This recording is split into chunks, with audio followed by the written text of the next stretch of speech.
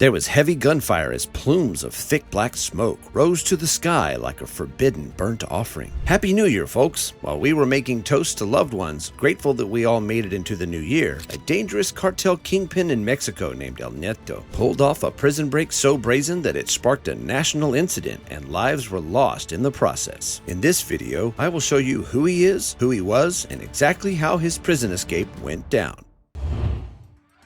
Who is the most ruthless kingpin in the history of the drug trade? If your answer is Pablo, you are wrong. Despite his brutality, Escobar was at least a man you could reason with, and at the very least, a man who had maintained a level of stability in his home city of Medellin. Now, if your answer is El Chapo, I hate to break it to you once again, but you are incorrect. For all the escapist, Sinaloan drug lord's ruthlessness, his sons have proven to have a larger appetite for violence than their father. The most ruthless drug lord in history, and at the moment, is believed to be the fearsome El Mencho, the diabolical boss of the world's most diabolical cartel, CJNG. El Mencho needs very little introduction. We are talking about a drug lord who was the first to take the battle to the doorstep of the Mexican military and the only one so far to threaten a sitting attorney general by sending him the severed head of a pig. He even triggered a terrorist-level event in the city of Guadalajara to facilitate his own escape. That is all the introduction you need as proof of ruthlessness. And in the years since, most people were sure that no one could outdo him. We were certain that there wouldn't be anyone worse than El Mencho. But as it appears, we were a little short-sighted because the violence that El Mencho began in his 30s to put his cartel on the map, El Neto had already accomplished before he even turned 18. Ernesto El Neto Piñón is what one would consider a cartel prodigy. If we rank drug lords by their lowering degrees of lack of empathy, El Neto would be at the top, ranked above El Mencho. And I'm going to tell you why in a moment. Born in the state of Chihuahua, Mexico, 1989, El Neto's early years are a mystery. However, we know that by the time he turned 18, El Neto had been a drug kingpin long enough to be considered a serious threat to the peace of the entire state of Chihuahua, and more specifically, the bustling city of Ciudad Juarez. He was in charge of one of the most fearsome street gangs, and he led a wave of robberies, kidnappings, and gruesome killings that shocked everyone. The teenage kingpin's method of warning his rival gangs was by sending the heads of their members in ice coolers. His reputation eventually earned him a role with the Sinaloa cartel as an enforcer, and it is believed that he worked very closely with El Chapo at some point. This affiliation and his subsequent reputation wasn't lost on the police or the state, and it didn't take long for them to decide that the teenage crime boss was a problem. Eventually, El Neto was arrested in 2009. His sentencing was scheduled for 2010, but those who captured him didn't realize he wasn't the one who needed to be kept in prison. It was the prison system that needed to be kept away from him.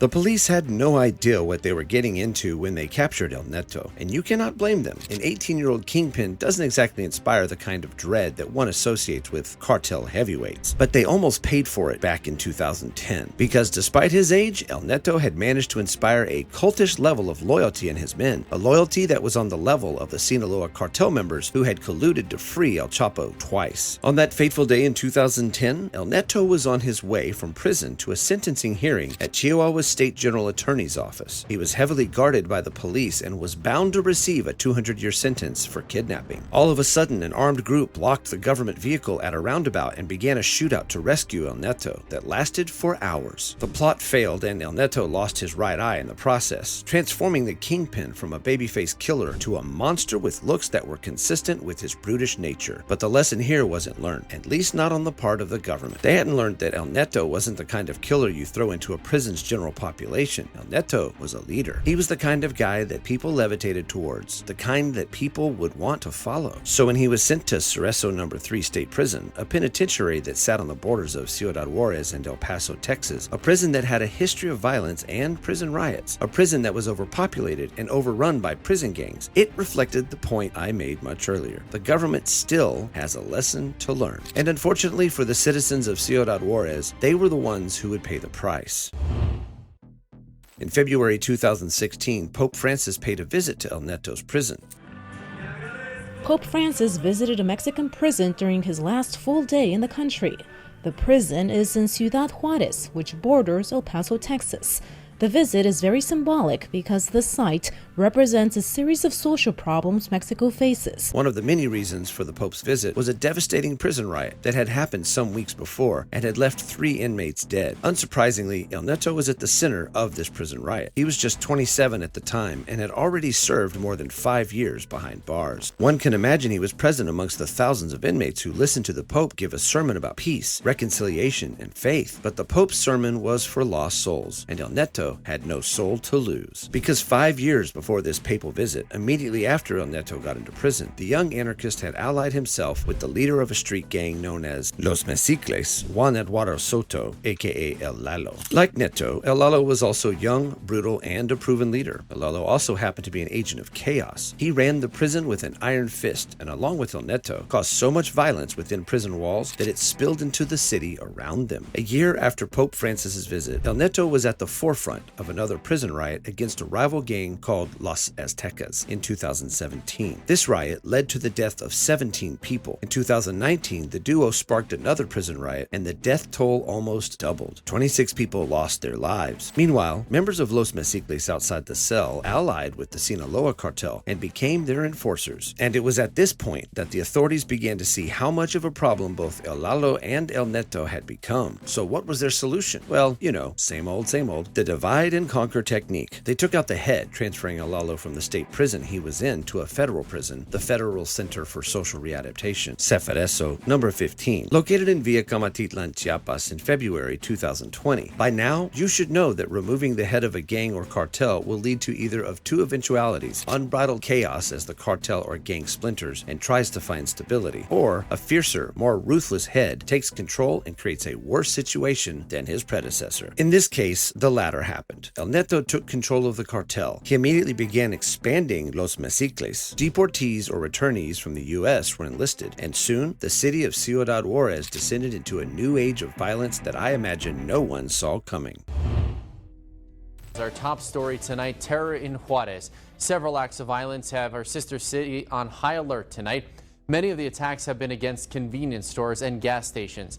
They all happened around the same time this afternoon, right after a deadly fight inside a Juarez prison. In August 2021, the city of Ciudad Juarez felt the wrath of inmates and gang members loyal to El Neto. The government had realized their mistake many years too little late, and in an effort to reduce the cycle of riots and violence that El Neto had instigated, they made preparations to send him to a federal prison, as they had done with El Lalo. Unfortunately, it worsened the entire situation. Somehow, information leaked, and El Neto, along with his loyalists, triggered a prison riot. At first, they took advantage of prison visiting hours to launch the attack, forcing authorities to be in a more vulnerable position. As visiting civilians panicked and fled to safety, some 24 inmates were able to blend into the crowd and escape. 2 inmates died and 20 were wounded in the ensuing chaos, but the violence was far from over. In fact, it bled into the city that night, and that led to its own casualties. As gang members set buses on fire, late-night stores that were often spared the violence found themselves under direct assault as gang members looted and assaulted both employees and customers. A pregnant woman was burnt alive at a convenience store that was set ablaze. Another 4 members of a radio station crew working remotely from a pizza shop were shot dead. 2 other men were also shot dead, and a child was killed. These random acts of violence were devastating, but unfortunately, they were effective. With 11 people dead by Friday morning, hundreds of police officers and soldiers patrolled the streets to restore order, and plans to transfer El Neto were shelved. But El Neto knew, probably more than anyone, that the war wasn't over. It was only a matter of time before he would be transferred, and before that would happen, El Neto began to plot what has now become one of the most brutal assaults on a Mexican state prison system.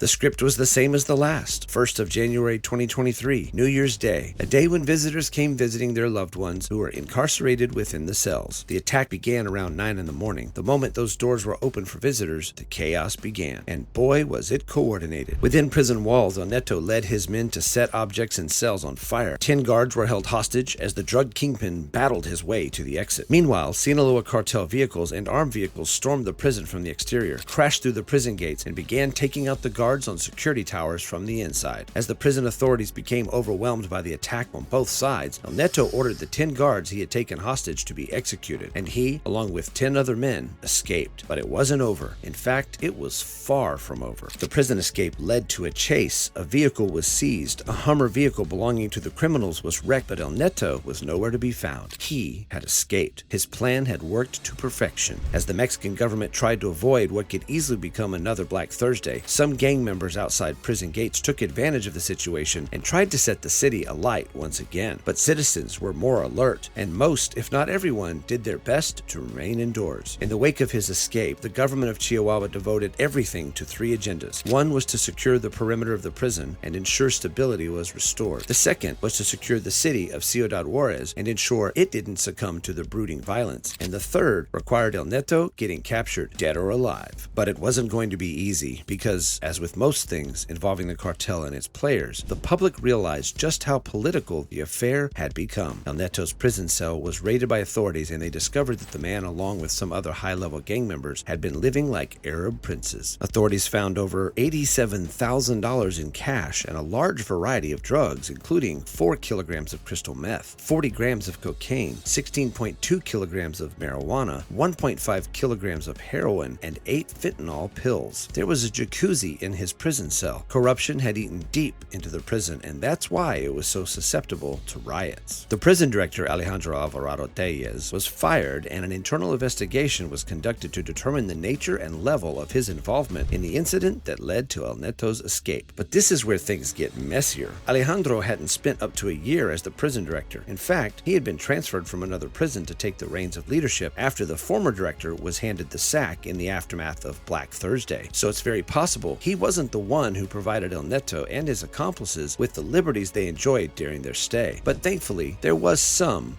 good news. The Chihuahua State Governor, Maru Campos, released this tweet on the 5th of January. I am informed that during the early hours of this Thursday, thanks to the intelligence team of the state prosecutor's office and in coordination with the 3 orders of government, El Neto was located, persecuted, was injured, but on the way, lost his life. Apparently, earlier that day, they located, hunted down, and injured El Neto, who allegedly rammed his vehicle into a gas station as he attempted to flee the authorities. The injury proved to be fatal, and he lost his life while they were carrying him in the back of a truck on his way to the state prosecutor's office. But you remember what I said earlier about cutting off the head of a criminal organization, and there will always be another one. So while the city of Ciudad Juarez can now breathe a sigh of relief, they'd be the first to tell you that it is only momentary. There will soon be another El Neto, and the only thing they can do for now is breathe and hope to God that the new one doesn't manage to be somehow more brutal than the last.